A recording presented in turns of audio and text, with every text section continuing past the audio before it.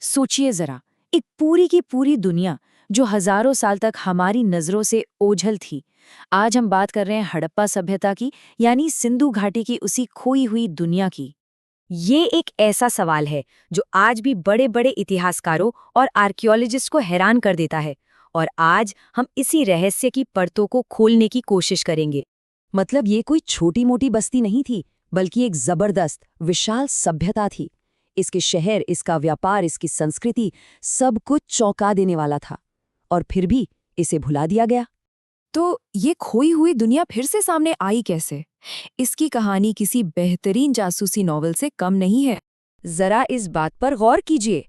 ये कहा था भारतीय पुरातत्व सर्वेक्षण के पहले डायरेक्टर जनरल ने। मतलब दुनिया को पता चलता कि ये क्या है, उससे पहले ही हड़प्पा की ये अनमोल विरासत तबाह हो रही थी। रेलवे लाइन बिछाने वाले मजदूरों के लिए तो ये बस मजबूत पुरानी ईंटें थीं।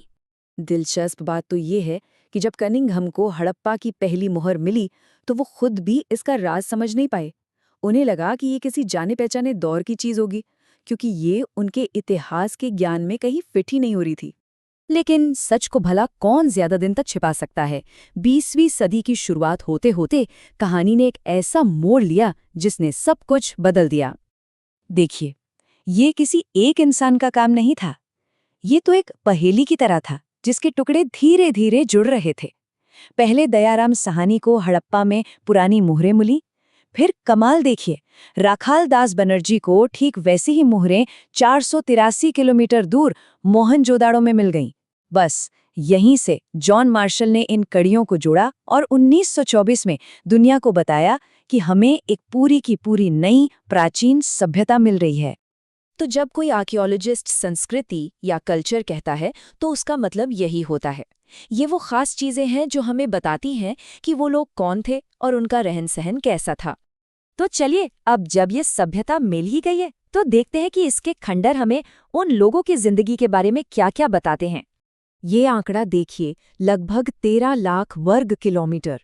अंदाजा लगाइए, ये उस समय की मिस्र या मेसोपोटामिया की सभ्यताओं से भी कहीं ज्यादा बड़ा इलाका था। ये आज के अफगानिस्तान, पाकिस्तान और भारत के हिस्सों तक फैली हुई थी। हड़प्पा के शहर, क्या कहने, वो ऐसे ही बेतरतीब नहीं बसे थे। कमाल की प्लानिंग थी। सड़कें एकदम सीधी, एक दूसरे को 90 डिग्री पर काटती हुई। हर जगह एक ही साइज की पकी हुई ईंटें, और ड्रेनेज सिस्टम तो ऐसा जो आज भी कई शहरों को मात दे दे। ये सब एक बहुत ही ऑर्गेनाइज्ड समाज की तरफ इशारा करता है। और जरा मोहनजोदाड़ो की इस ग्रेट बात को देखिए, क्या कमाल की इंजीनियरिंग है ना? इसे वाटरप्रूफ बनाने के लिए ईंटों को जिप्सम के गारे से जोड़ा गया था। सोचकर ही हैरानी होती है, इसका मकसद क्या रहा होगा? शायद कोई खास धार्मिक अनुष्ठान? उनका समाज पूरी तरह से आत्मनिर्भर था, खेती और पशुपालन पर टिका हुआ। लेकिन एक चीज थी जो उन्हें सबसे अलग बनाती थी, और वो था कपास। जी हाँ, दुनिया में सबसे पहले कपास उगाने वालों में ये लोग शामिल थे। इनका कपास इतना फेमस था कि ग्रीक लोगों ने इसे सिंडिन नाम दिया था, जो सिंध शब्द से ही बना है। लेकिन जितना हम जानते हैं उससे कहीं ज्यादा वो है जो हम नहीं जानते। और अब बात करते हैं उन बड़े सवालों की जो आज भी इतिहासकारों के लिए एक चुनौती बने हुए हैं। ये सबसे बड़े रहस्यों में से एक है।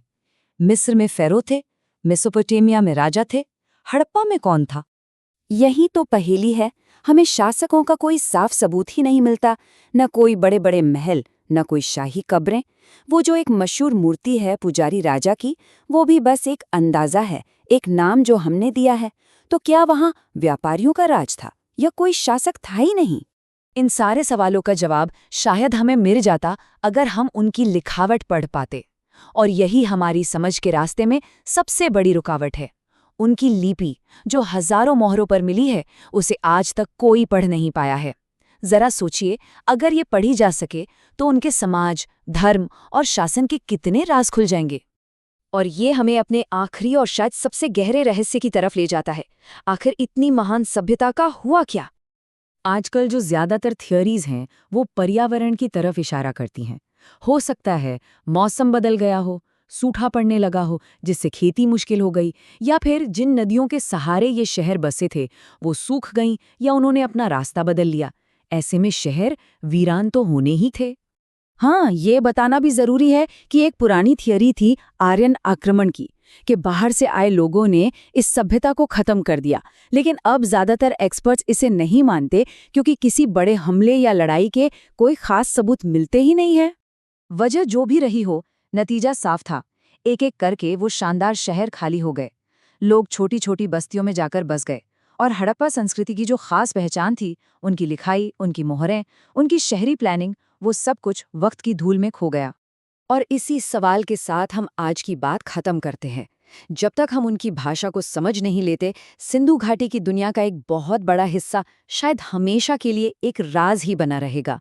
ये हमें याद दिलाता है कि इतिहास कितना विशाल है और उसमें कितनी ही कहानियां हमेशा के लिए खो चुकी हैं।